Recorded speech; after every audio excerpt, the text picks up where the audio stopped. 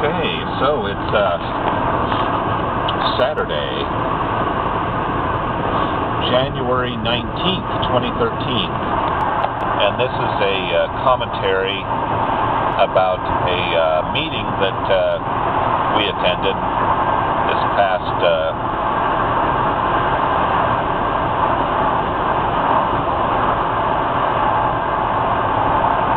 Thursday, a coffee chat meeting associated with a local atheist group. And sometimes there's people, usually there's people there who attend who are ex-Mormon and maybe ex-other religions. And basically the purpose of the group is to provide social support and an opportunity for people to meet who are atheists, who are willing to call themselves atheists. And anyway, so there was this lady there who, she heard that there was about this other group who's, they meet at a coffee shop once a week, and they're a post-Mormon group, post-Mormon, ex-Mormon, whatever. And she said, well, I don't want to have anything to do with those people because they have too much religious baggage, and why can't they just move on? And then she added a lot of rather unladylike expletives to her description. And anyway, I thought it was a really strange thing to say, and there were other people in the group who disagreed with her, basically, and said, people who have associated with Mormonism, it's not just a matter of moving on. So I wanted to make this video, and I put a post on my blog, and I'm going to add this video to that.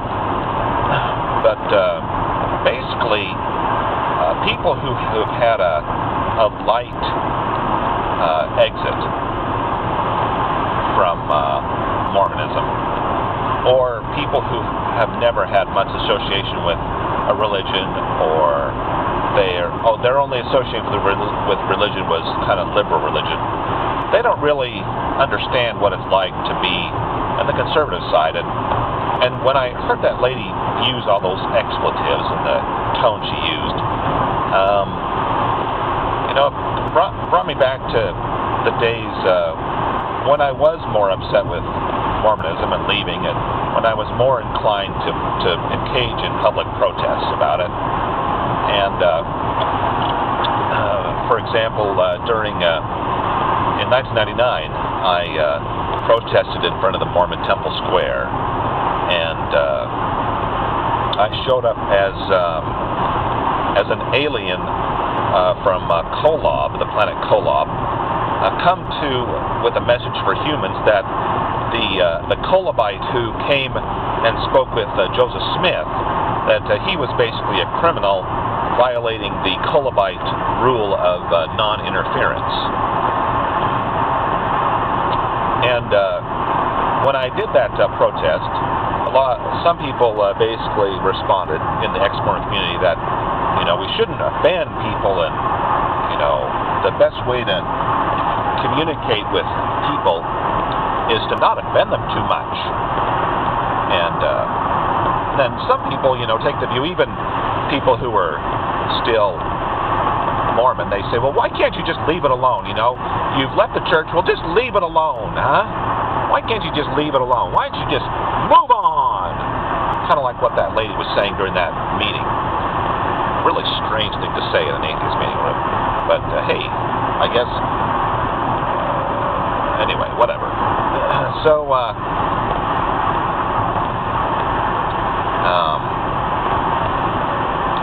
why can't we just move on? Well, we're moving on. We're moving on in a way. We're moving forward with our lives. We're finding ways to be more happy. We're branching out.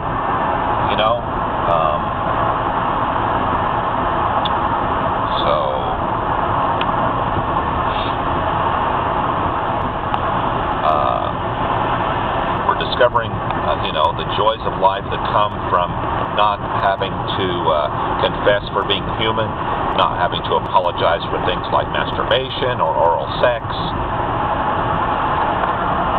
And so, yeah.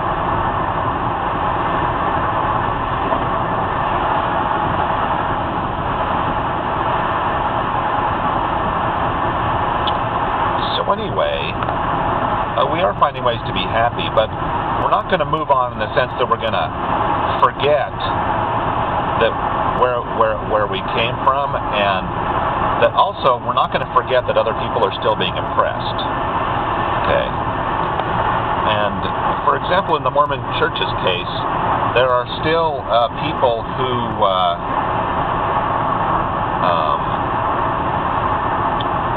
there's still people required to read Spencer Kimball's Miracle of Forgiveness book. That's one thing. Where they learn that all sex outside of marriage, and even too much fun with sex inside marriage, is akin to murder. And so that type of those thoughts end up teaching children that they need to be afraid of sex. Afraid of feelings of sex, afraid of coming of age. And so, since the Mormon Church is still widely distributing this book in several different languages,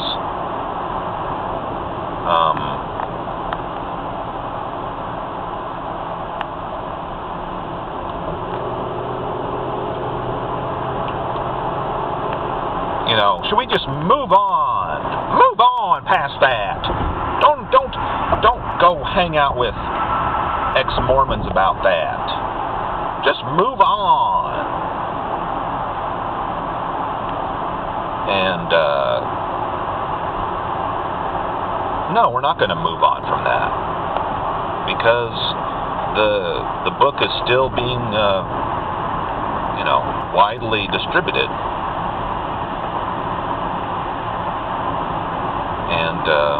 Children are still being interrogated about their nascent sexuality, and interrogated and told, hey, you gotta confess if you masturbate.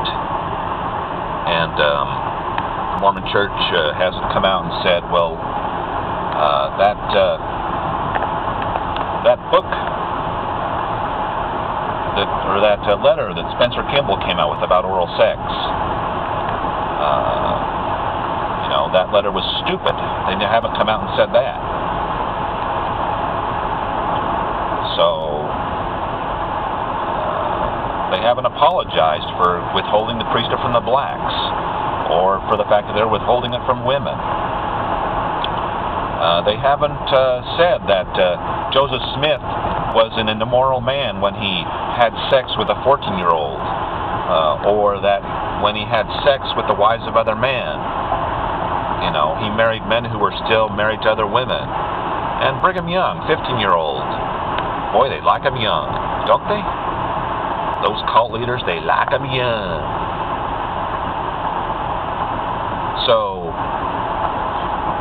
and once a year, there's a conference that I usually go to, at least part of it, put on by the Ex-Mormon Foundation.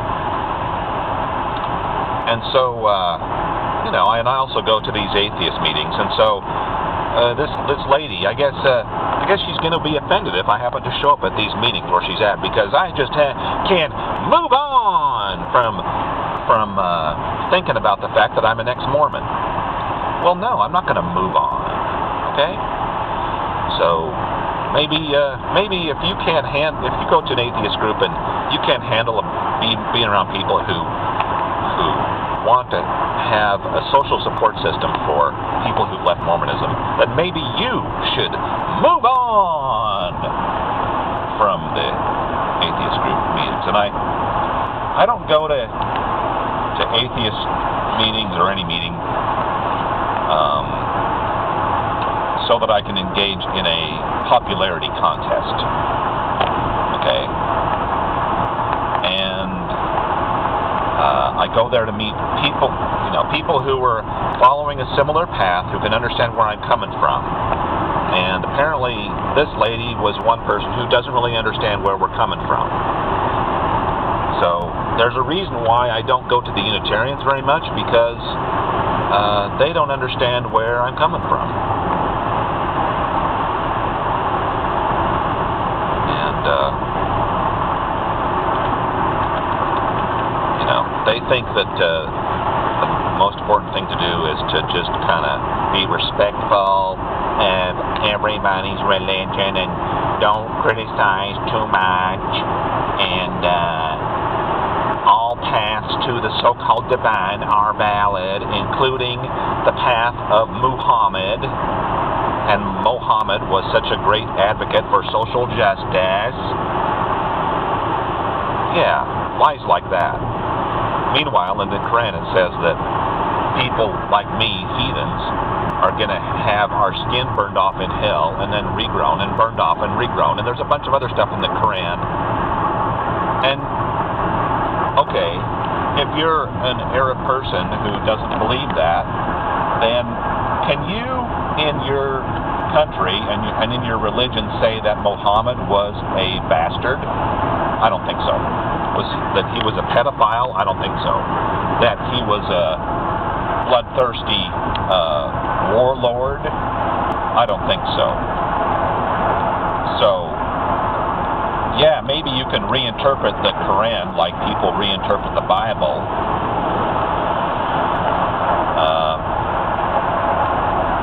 But how much reinterpretation can you do if you're going to get up in your mosque and say that Muhammad was a pedophile, a warmongering, murderous pedophile who wrote a really crappy book that has ended up hurting a lot of people? Can you say that in your mosque? And can you also say that the burqa and the hijab and the niqab are human spirit destroying things that teach men and women to be afraid of sex? Can you get up in your mosque and say that? Those things? So, anyway, I don't think you can do that, and maybe you'd run into some controversy also if you got up into if you stood up in a Unitarian church and said that also, apparently. So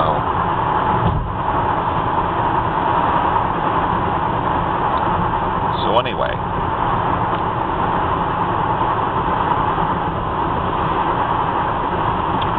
so I guess the bottom line is, I don't know if the lady who had that opinion is going to see this video or not, but the bottom line is that people go to atheist groups for a reason, and that reason is because the other groups, they aren't really interested in the truth and in honesty. And the problem with having any organized group is there's always going to be a leader and a leadership. And those leaders, they get a kind of a cult of personality and think that, well, hey, if a person disagrees with me, then they don't get to come to my group. And that's not the way groups should be, especially not atheist groups.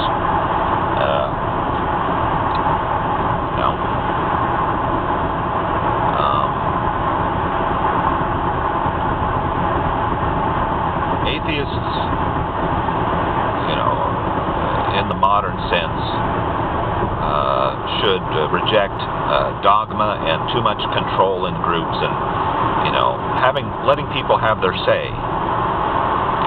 Another example is people who are pro-life or pro-choice, whatever, although those terms are a little bit not quite correct. Everyone's pro-life. It's just a matter of where you come down on the balancing act between the rights of the unborn child and the rights of the parents, the rights of the mother. And so there's a disagreement on that front.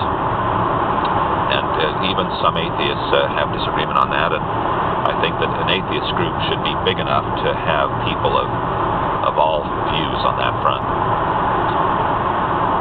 Or on gun control, or on politics. I mean, I'm not a big fan of libertarianism, that's for damn sure.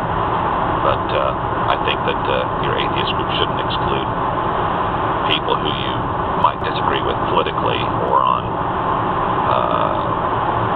abortion issues.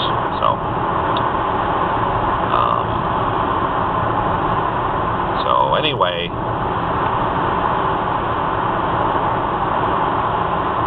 let there be a crucible.